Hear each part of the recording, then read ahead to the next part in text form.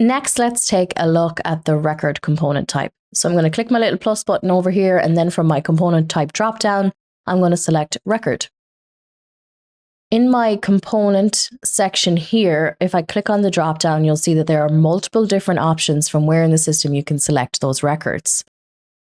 Depending on who you are setting this dashboard up for, you may want to put approvals on the dashboard. You might have an AP clerk that wants to see bills, someone who wants to see customers and amount due, vendors and what's due, timesheets, for instance. It depends on who you're setting this up for. But for this particular video, I'm going to select bills.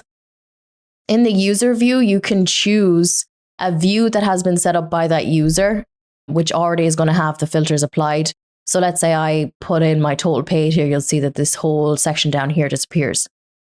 I'm going to choose, in this case, just to show you how it works, and I'm going to change my component title to open bills.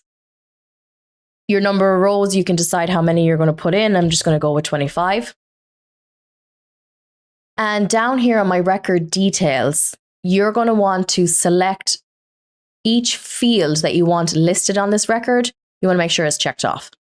So I want to see my vendor name.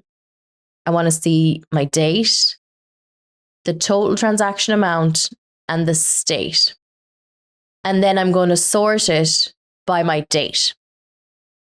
You can also choose to filter out the list. So I'm going to filter by state. And then you have your field operator here. You know, obviously there's a bunch of different options here. I'm going to say equals posted. So I'm going to say for each bill that is open, which is posted, I want to see a record of that. I'm going to click save, and then it's going to give me a list of all my open bills, and it's going to sort that by date. Similarly, I can go in here and I can say in my state, I want it to be selected, save, and it's just going to show me then my bills that are selected for payment but not yet paid. So a nice tool, depending on obviously who you're creating the dashboard for. There's a bunch of different options there with what you can put on the dashboard, but nice to be able to access those records. Records are not affected by filters on a dashboard. Reports are, records are not. So that is records, and stay tuned. We're going to look at performance cards next.